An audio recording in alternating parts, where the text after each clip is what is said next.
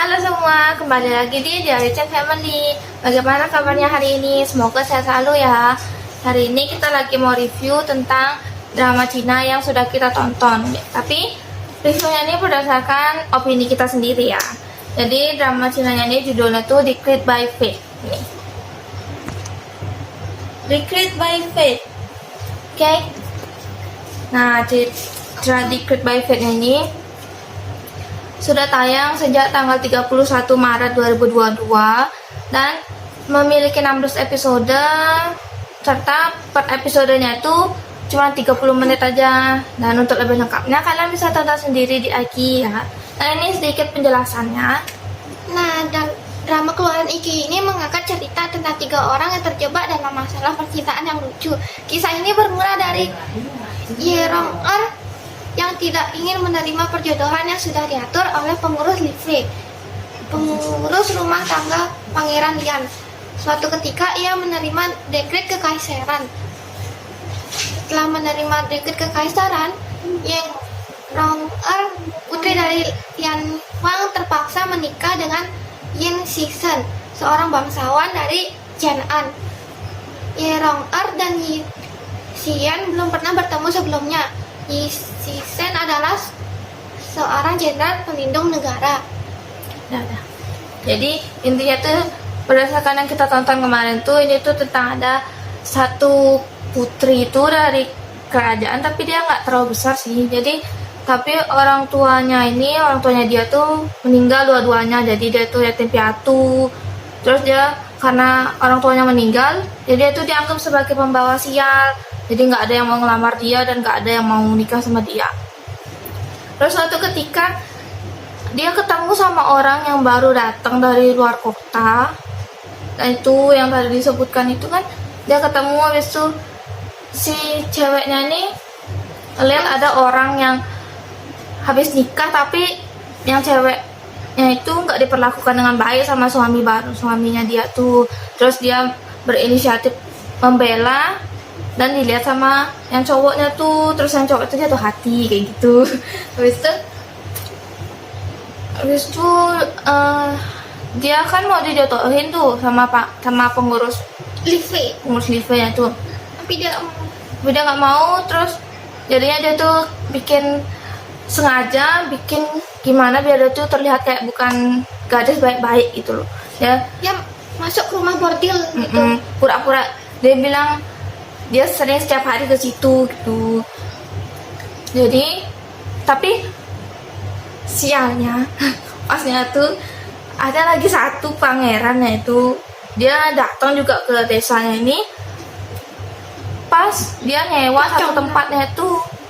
Jadi disewa satu rumah bordirnya tuh. Jadi pas si cewek yang masuk ke situ tuh sepi ya. Heran kok sepi gitu. Padahal bayangannya tuh udah rame banyak cowok-cowok gitu.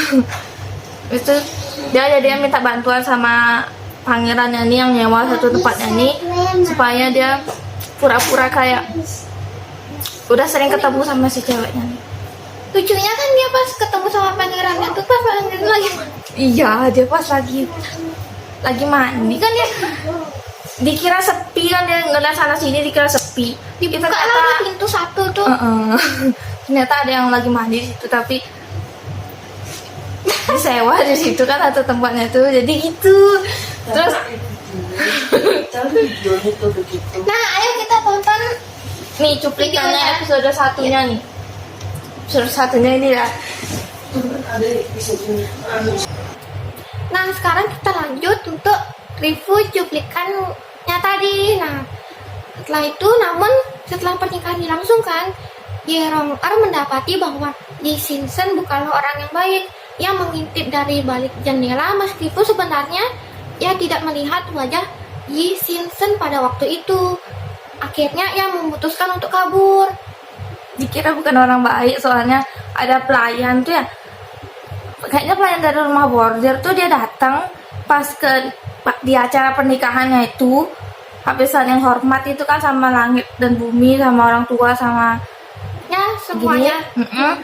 Habis itu pelayannya itu masuk ke ruangannya si pengantinnya nih, pengantin cowok. Terus dia bilang, kalau nggak salah dia bilang kayak gini, apa-apaan kamu, kau bilang aku udah cinta sejatimu gitu. Pokoknya tentang gitulah masalah cinta gitu. Terus didengerin sama si yang cewek ini, terus dia Ye-rong-er. memutuskan untuk kabur. Nah, setelah itu Ye-rong-er bersama Ling atau adiknya dia pergi ke Pyongyang.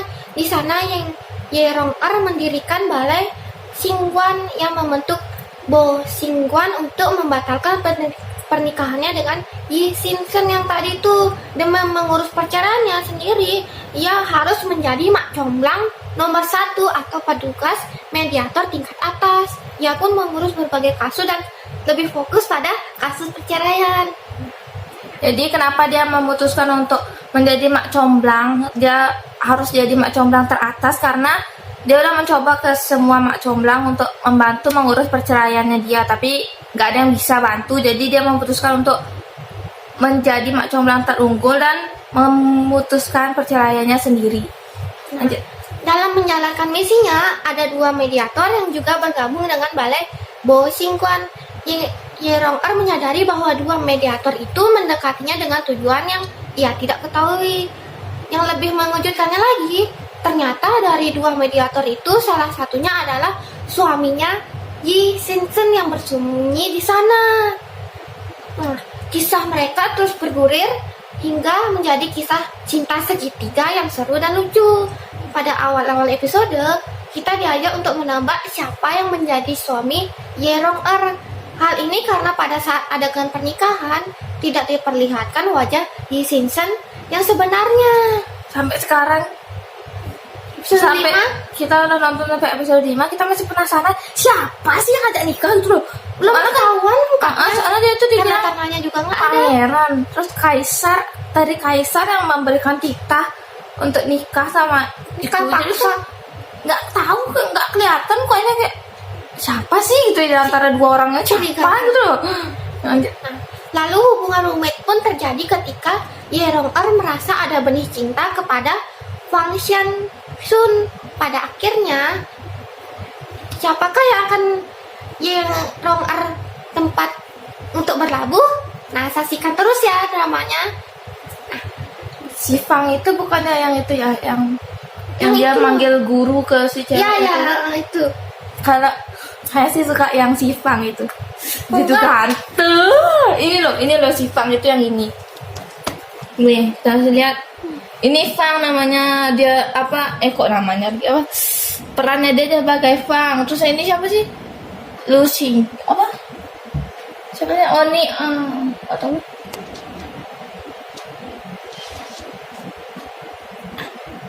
pokoknya adalah dia. Kalau si tapi yang ini ganteng beneran.